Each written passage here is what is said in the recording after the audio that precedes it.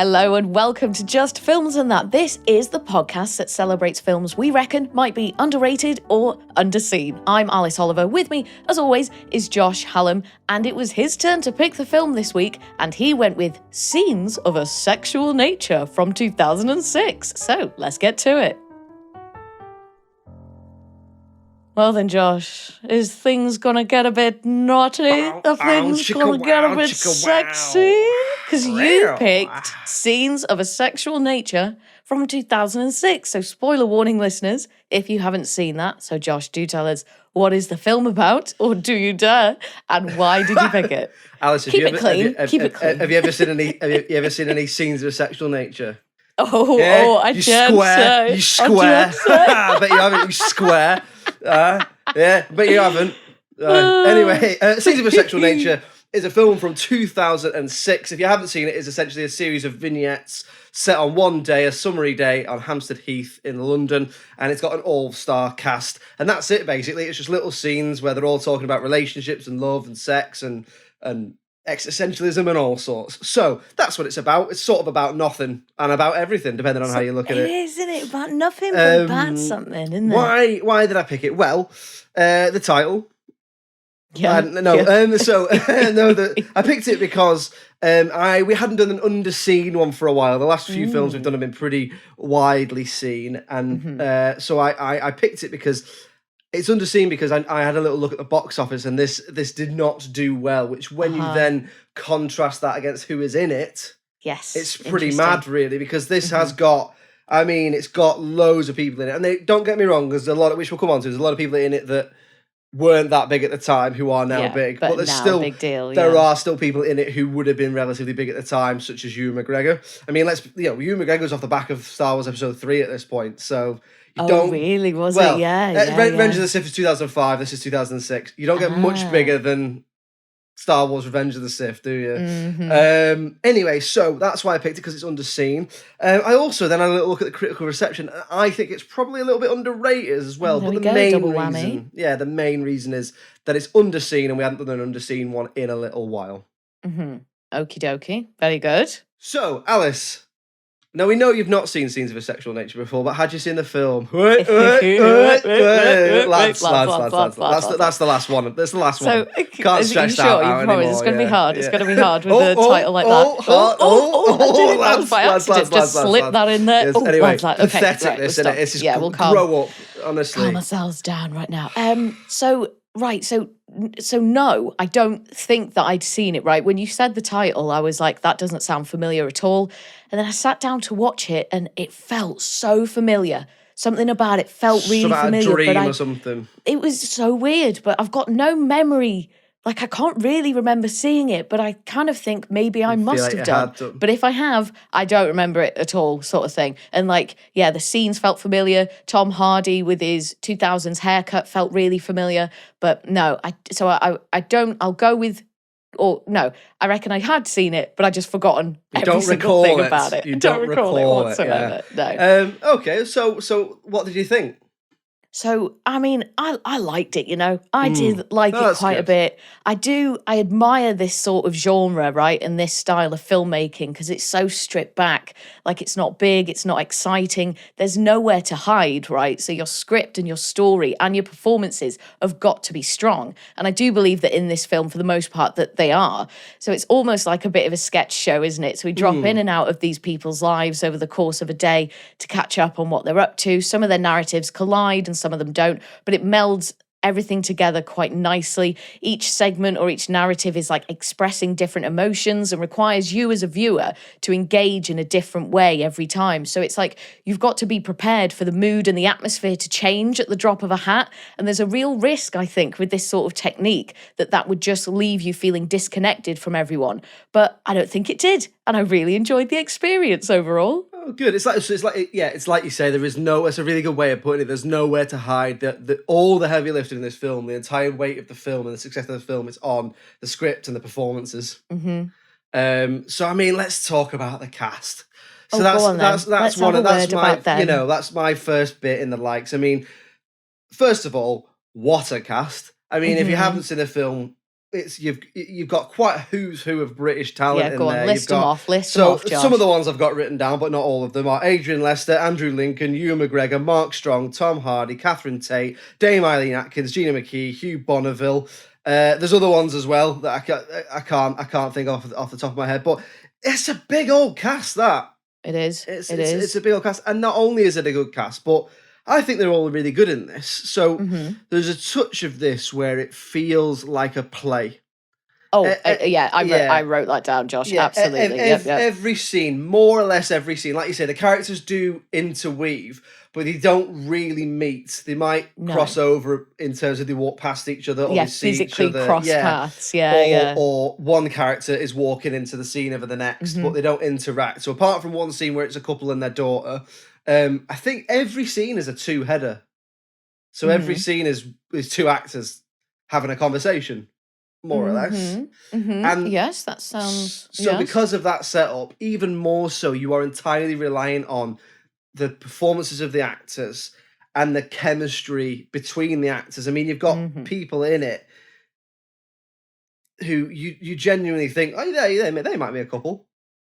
Like, I don't think anyone in the film is a couple, but do you know what I mean? So there's that, and I think obviously we'll come on to the script in a minute. The script's brilliant as well, but yeah, you got some actors in there, some massive actors doing some really low key, sort of stripped back, naturalistic performances. So you don't really see many films with someone like Tom Hardy doing a performance like this. Like you think of him as giving quite big performances. There are other films where he's done low-key performances, but he's more known for things like Bronson or Legend or stuff like that. So you've got that. You've got, I think the chemistry between the characters, really good, diverse cast as well in terms of in terms of everything, really. So yeah, the cast I think is key to this. That's why I watched it. So when I watched this, I've talked about this before, is when I was going through a period of like really getting into certain actors' filmographies. Ah, yes. And I think this was one when I was like really getting into Tom Hardy's filmography. And I remember seeing this and seeing that probably around the time, because this is the year before Stuart Life Backwards.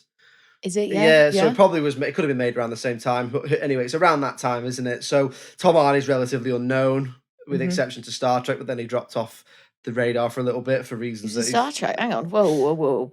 Let's go back a bit. Tom Hardy in Star Trek. So Tom Hardy's in Star Trek Nemesis. He plays a clone of Picard. What is that? Hang on, sorry. Is that a film or a TV show? It's a film. Is it Star Trek Nemesis? Tom Hardy's in that. He plays a clone of Picard. I've never seen it. I just know that was his big break. Yeah. Oh, wow! I'm okay. You've got me hooked now. I've got to go away and watch that. I had no idea. Idea. I'm not a Star Trek guy. I'm not a nerd. Is that what they call him? Not a Trekkie? Yeah, I'm not a nerd like you. Mate, I'm not really. If Tom Hardy's in something, I'll watch it. He plays a clone of Patrick Stewart's Picard in that. Interesting. So yeah, you've got a lot of actors giving really low-key performances. Even someone like Catherine Tate's in this, and she's obviously mainly known for sketch comedy. And in this, she just plays a really stripped-back, low-down. They all feel like, and I'll come on to this in the script as well, but one of the reasons I think the performances are good in this is because I think they all feel like real people. Maybe there's one or two, which we'll come on to, but I think most of the cast feel like they're talking about real world issues. They are real people and they're having real conversations. But what did you think about the cast? Any highlights? Yeah, brilliant. And some of the performances really were just excellent. So I knew Tom Hardy was going to be in it because he's on the thumbnail. So that was, immediately I was like, okay, great, 10 points for you, Josh. Good start. And then I just started beaming when the opening credits mentioned Mark Strong. But then the real standout for me is Andrew Lincoln, right, who plays Jamie. So Jamie's in the park with his wife, who then notices that he's been staring a little bit too long at a young woman who's sunbathing not too far from them. And then obviously relationship drama ensues, right? But he is just such a convincing actor. So I haven't actually seen him in that much because I don't watch The Walking Dead. But what I have seen of him, I think he has been brilliant. And during their interactions, and for many of the others as well, the film just really lets you hang in the silence and hang in the awkwardness of the moment.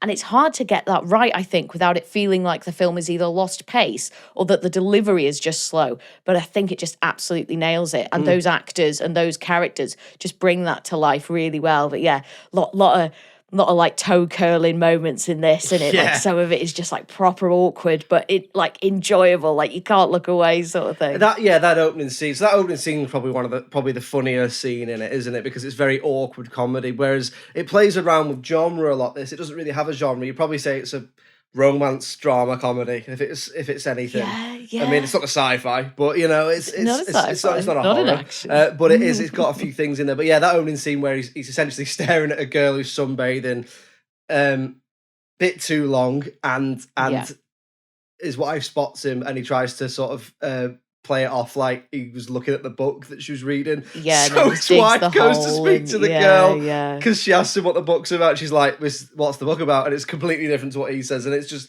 a really awkward scene. But at the same time, really it's awkward. Not. You could see it sort of happening. Oh yeah, totally. Yeah. So what else did you like about it?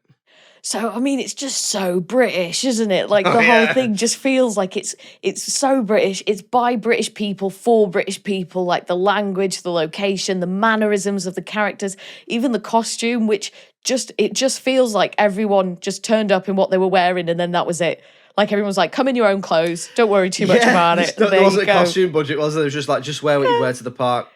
And I love all that. And I just kind of, I don't know, you just kind of really felt it, like, oh, Dad in Amsterdam and all this and the accents and all that. And I was just like, yeah, it's almost like it's a genre in its own right, isn't it? Like that sort of thing. It is, like you say, it's like they've gone, just show up in set, whatever you wear to the park, but don't wear anything too expensive because you played a normal person. Yeah. So all that kind of together, the kind of the feel of it, I guess, and like the way that it's all constructed.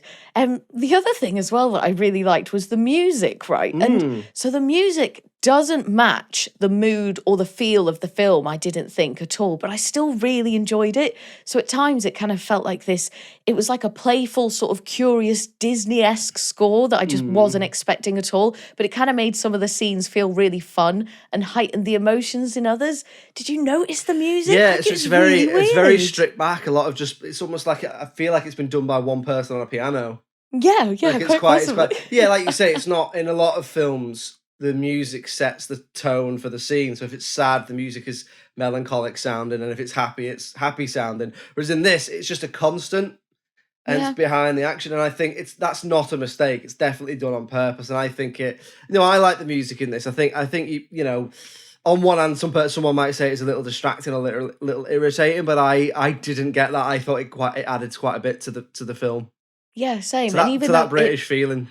Yeah, and even though it just felt like it didn't really kind of match what I was looking at, it still worked, and that's I mean, that's a real skill, right? Like it could have gone so badly the other way. We know how sensitive I am to the music and the score in films.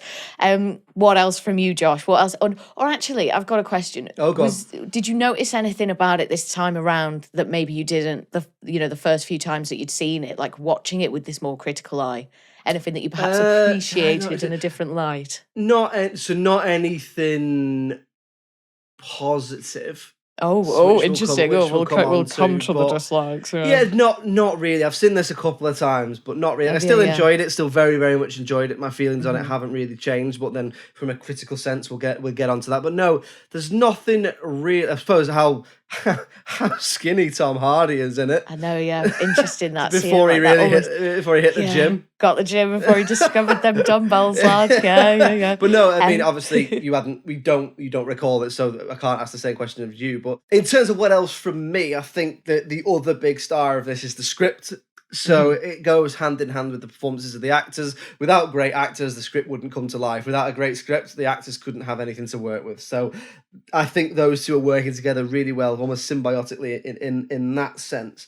So I think there's a lot of great ideas in the script, from little ideas to big ideas. So you've got things like love, sex, sadness, loss, death, existentialism, food, commitment, all the emotions, divorce. Emotions. It covers. So there's some really little, because it's all little sort of 10-minute scenes as well. I don't think you feel the length of it really. So there's like things in it, like there's a couple who they're actually there at the park to sign divorce papers or give each other their divorce papers, but they seem to still want to be together, but they know they shouldn't be together, and things like that. Or there's a conversation between two gay characters about sort of monogamy and how one is bothered about it and one isn't and stuff like that. Well, and those two as well, they go on such a journey, don't they? Because basically by the end of it, they decided that they want to adopt a child or like have a surrogate for a child and stuff. And it's essentially like they want to become monogamous and have a child. They go from like open relationship to just chilling, monogamy and having a child within. And they seem to sort of just their relationship and their kind of emotional journey just seems to travel like a million miles sort of within the short time that they're on screen. But I thought that was interesting, and I did really like that as well. The just like the turning points, isn't it? And I think you get a lot of that in the scenes where you think it's going to be about one thing and then it changes and then it becomes about something else, like the one with Tom. Like the one with Tom Hardy, that's one, isn't it? Where they're about to have sex and stuff and all that. Like, it's so weird. she leaves him with the old high chap and dry. There's that, but there's a lot of reveals in this. There's a lot of you pick up sort of in the middle of a conversation. So none of them are really at the start of a conversation. A lot of them pick up in the middle of a conversation. So you get characters and you think that they're one thing and they're actually another. So there's a couple, Mark Strong and I think it's Polly Walker's character. You think that they're just meeting in the park because they're a couple, and then as it goes along, spoilers if you've not seen it, she's an escort, and he's actually just paying her. He's not even paying her for anything other than her company. And that's an interesting one as well, because he's speaking on the phone and like at the very beginning of the scene, and he does say something like, "Oh, how long have I got you for?" So then when she turns up, you think, "Oh yeah, she's being paid to be here," sort of thing. But then as their conversation goes on, they seem very familiar and very tender, and they have some really nice moments. So then I started thinking like, "Oh, maybe they're just a married couple doing role play or something, or on a lunch break or something like that." Or doing something like that. And then obviously at the end, he pays her, so then it's like it comes back around. So again, interesting. It takes you on a bit of a journey, and your mind changes about things sort of as the scenes go. But I feel like a lot of work's gone into that script, doesn't it, to make sure that it all flows and that it makes the audience kind of feel a certain way and stuff.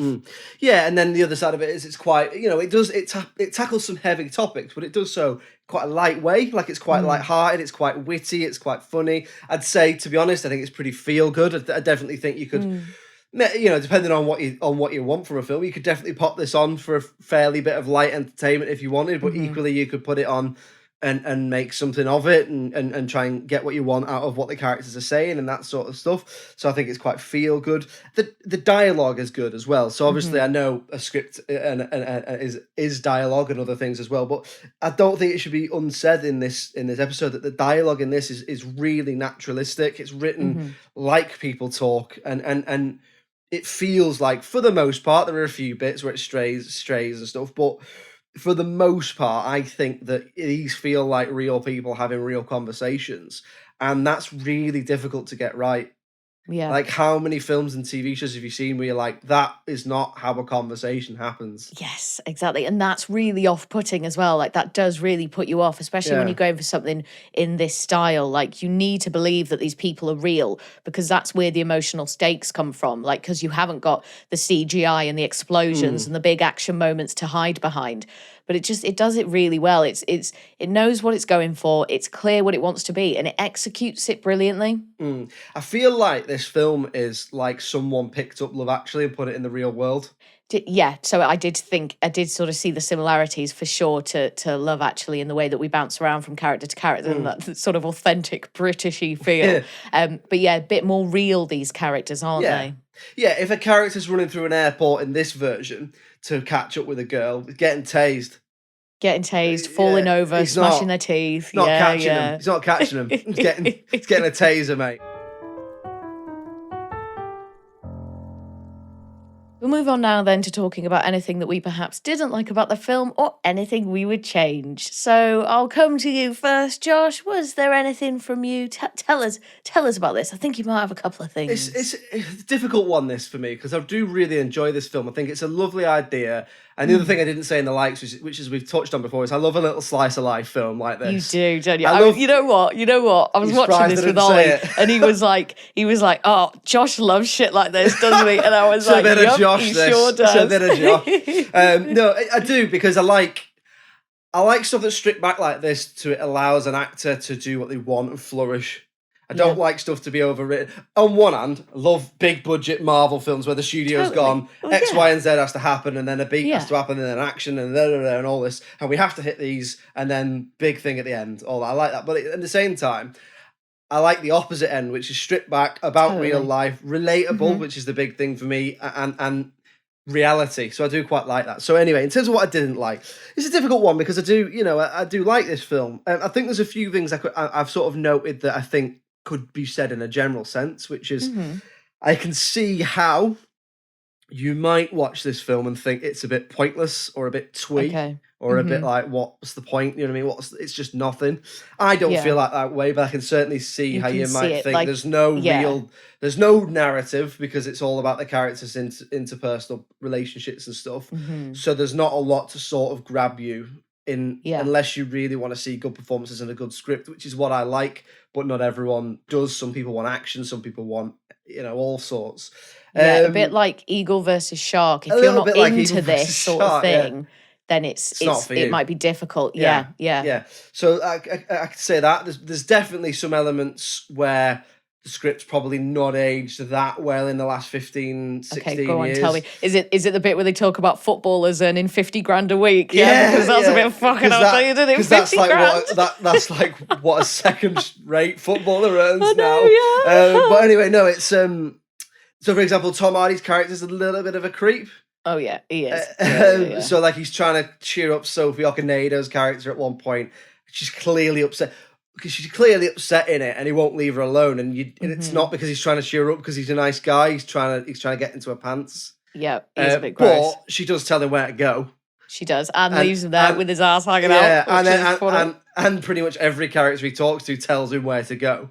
Yes. When he talks to them. So I guess, maybe that's something of nothing. He's not our hero of the story. So no. I think you can sort of maybe let it slide a little bit. He is the only character who interacts with other characters, really, isn't he? He moves around, doesn't he? He moves sort of around the scenes, yeah. There's some elements, I'd say, that are a little bit too much like a play. So it's a little bit static in places in terms of the way it's been directed.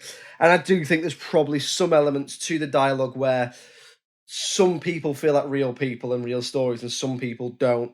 But so, for example, there's an old couple in it, and their storyline to me feels a little bit far fetched. Okay, because their best bits are when they're just chatting like normal, and then when it gets to the end, and then it's like, oh yeah, I met a boy by this bench or whatever, and he's like, oh, I was that boy, sort of thing. Like, yeah, that was a bit. Yeah, it's basically a little bit cheesy, didn't it? So it's a bit cheesy in that. It's essentially that they met when they were kids and then both went off and met other people. And then the other person in the relationship passed away. So now they go back to the bench for comfort. And she goes every Wednesday and he goes every Thursday, and he gets his day wrong. So they meet and realise that they were sort of young love back 50 years ago or whatever. But it's not. I'm sure there's probably lifestyle pieces that cover that very sort of thing happening. But it felt a bit out of place with the rest of the plot when they're talking about divorce and commitment and whether to adopt and all this sort of thing. So there's a little bit element of that, but. Other than that, to be honest, I was stretching to find stuff that I didn't like because you love it. It's short. It's it is twee, but I quite like that. Innit? I don't, unless you particularly didn't like any of the actors, I don't think anyone gives a bad performance in it. What about you? Is there anything you really didn't like?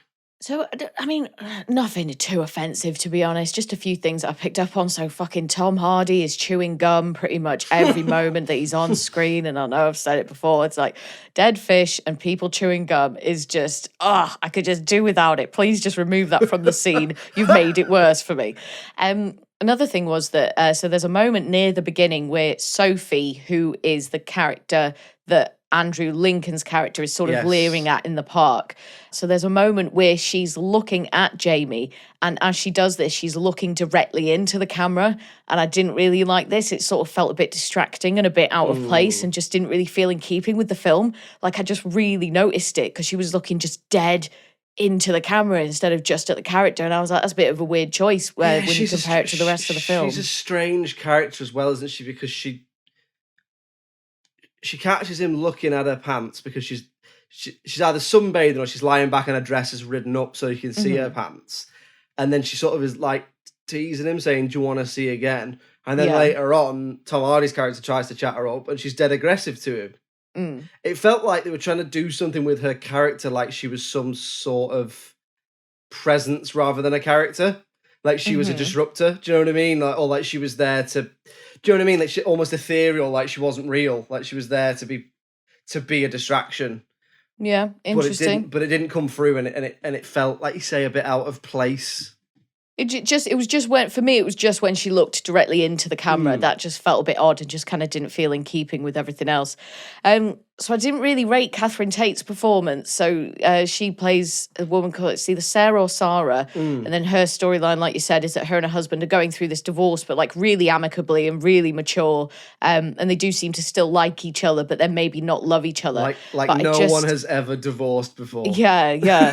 And I kind of just found them to be the least convincing couple and the least enjoyable to watch, which I thought was a shame because I really like the storyline and I really like what their characters are going through. The ideas but there was just definitely, but there was just something missing for me from them. I don't know if it was the chemistry or just how they delivered their lines or what. Almost like it felt a bit rushed. Yeah, we were watching that. We were watching that bit, and I was watching it with my other half, and I said I feel like this scene's a little bit bollocks because what essentially say is she can't see why they're not right for each other, and she reels off all these things that she loves about him, and then even at the end says I love you, but we're better off divorced. But I think we probably needed to see more of, well, from all intents and purposes, I can just see that you're happy.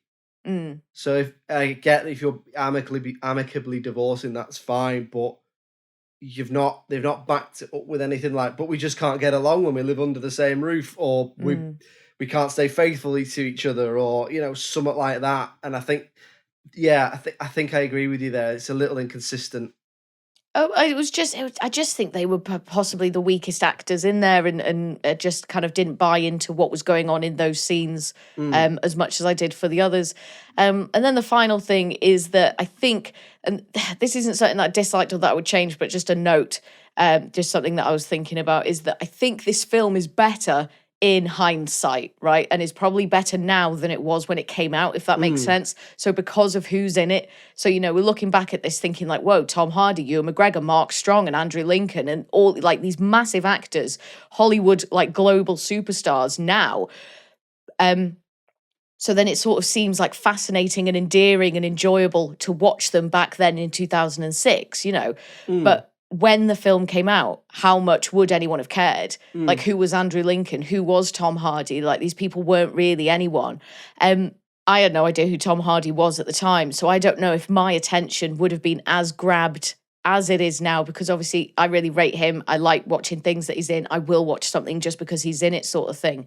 And then the other point, just to lead off that, is because now we're so saturated with, big budget, CGI, superhero, science fiction, fantasy, all this stuff going on. So watching something like this now feels like a real breath of fresh air. But at the time, I wonder if maybe it just felt a bit unremarkable and like, why would this stand out?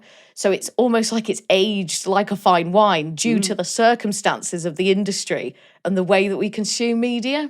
Yeah, if that makes any sense. No, I think that's a really good point. Like, the trajectory of the actors has carried this, as the trajectory of the success of the film has followed the trajectory of the actors, and they've taken it with them almost. So now it seems better than maybe it did at the time. So I think that's a really good point. And it's just a weird, it's just kind of a weird feeling to have when you're watching it. But then I was like trying to transport, like, because if you don't know these actors, if you don't know who they are, I don't know if it is as interesting and if it is as exciting. But seeing, like, same when we watched Stuart Life Backwards and you've got like Benedict Cumberbatch and Tom Hardy so early in their careers, there is something fascinating about that. It's so fascinating about watching these, especially British ones as well. And now they've literally like taken Hollywood, and people in America and like all over the world think they're amazing too. And it's like, yeah, but look when they lived down in like fucking Camden or Croydon or whatever, and then they were just doing these little indies and stuff. When you see these little films as well, it's like seeing a support actor who goes on to be big. Yes, it is. It's exactly like, like that. I saw them supporting someone else. I saw Arctic Monkeys way back when, supporting fucking Keane or someone, and it's like, and now they're massive. So it's that sort of feeling, isn't it? So we'll move on now then to talking about the critical reception. So I have avoided it, so I can throw a few guesses your way, Josh. Let's hear it. You said you reckon it is a bit underrated as well. You primarily chose it because it was underseen, but that after looking, you think it's a bit underrated. Now, for me, my initial thoughts was that the critics probably really like this. I feel like this is something the critics would like. Maybe the audiences not as much, right? So if you think it's underrated, I reckon you think this is probably at least a 7 and maybe like into the low 7. So if you think it's underrated, I reckon it probably got a low 6, maybe in general, maybe a little bit higher from the critics, but I reckon IMDb wise and the audience probably give it a low 6. I'd probably give it a 7, because I really enjoyed it. And I think I had a smile on my face, like all the way through. Like as soon as I see, because it starts opening credits, it names all the actors and you just think, oh, awesome. And then you watch it and it's just like, oh my God, this is so cute and so cool. So yeah, I reckon I'd have given it 7. I reckon it probably got more like a low 6. I'll say 6.1. Go for one of the lowest of the 6s. You reckon 6? Okay, you're right. That's probably about what I would give it. I do think it's just a lovely little film. Yes. At the time of recording on IMDb, it gets bang on 6 out of 10. Ah, okay, yeah, that sounds about right. The critics on Rotten Tomatoes give it 50%. Oh. The audience on Rotten Tomatoes give it 49%. So that averages out at 53% for all 3 scores. So I would say that's pretty underrated for me. That is underrated. I am really surprised by the critics, I thought they'd fucking love this sort of shit. I just want to draw your attention to one critic's review because I wanted to know what didn't they like about it. So this is what someone said. I'm not going to name them mainly because I didn't write the name down. So here's what he said. Mildly amusing, mostly tedious British drama that completely fails to live up to its provocative title. Right, mate. Right, so you wanted to see people getting it on. This is exactly like Eagle versus Shark, man. I was ready to see the eagles fighting the sharks. So he went into that and thought, I'm watching a film called Scenes of a Sexual Nature. Oi, oi. I'm going in. Here we go. What a shagging. Right? Yeah, but then when it wasn't that, he was actually, never heard of subtlety, and also that he was disappointed by that and then couldn't see the value in it because of that, which is stupid because I still liked Eagle versus Shark, even though there was no eagles fighting any fucking sharks. There is an endless supply of scenes of a sexual nature on the internet, so many, my man. Have you heard of the internet? Have a little click about, mate. It's unavoidable. Trust me. Don't trust me. I've never watched it. I don't need to. You call me a square. Yeah. Fucking hell. You fucking rectangle. If there ever was such a thing. But then, anyway, in terms of it being underseen, obviously I picked it because it's underseen. Yeah. Tell me about this. So the box office worldwide, according to Box Office Mojo, it grossed less than $500,000. Ooh, yeah. So considering who was in it, yes, that's nothing. No, that's right. Do you know what the budget was? About half of that. So granted, it grossed its budget back. So that's good. You think a film like this, even if it didn't take the roof off, you think it'd hit more than $500,000. With Ewan McGregor in it, and I think, like you said, being released at the time that it was, you would think that would be a bit of a draw. Yeah, absolutely. But yeah, okay, so I reckon definitely underrated and underseen. Is that what we're saying then? Underrated and underseen? Yeah, throw it in, double whammy. Throw it in both the vaults. There we go. Okay, so there we go. Another one in the bag, both underseen and underrated. Give it a watch. I think we both liked it. I think you might like it as well if you're into your films, your little slice of life films like I am. It's a bit different. You're getting a bit fed up with all the Marvel, all the DC. Put this on, enjoy yourself. A little bit. Fine acting, fine writing. That's all it is. Just give it a watch. Anyway, next week it is Alice's turn to pick. Alice, what are we watching? So we are going to pick the film it's the first film named on my list. So when we started doing the podcast and I started putting my list together, it's the very first one and it's finally going to happen. I wasn't sure whether to do this one or the one that came after it, but this is what I'm going to pick. So Josh, listeners, for next week, we're going to be watching Superman 2. Superman 2. Okay. You know I like my sequels. You like a sequel. Okay, well, join us next week when we're going to be watching Superman 2, original cut or Donna cut? The what? The hookah? Well, see, you got to know these things. Oh, sorry, I've got to be specific. Got to be specific. I'll have a look. I'll Google it. Is it but probably just the original cut? one. Probably just the original whatever, one. Whatever, they put on like ITV at night in 1997. Whatever I've got them in VHS. You know what I mean?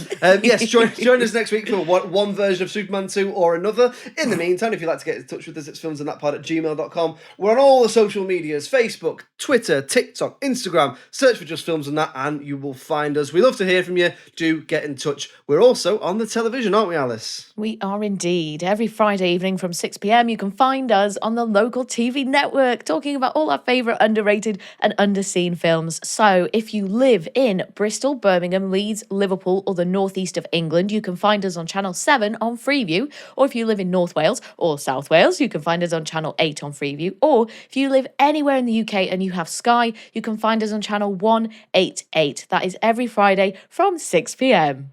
Yes, lots of ways to get in touch with us, hear us and see us. And thank you as ever for listening and for your continued support. It really does mean a lot. It's goodbye from me. See you next week. Cheerio. Bye.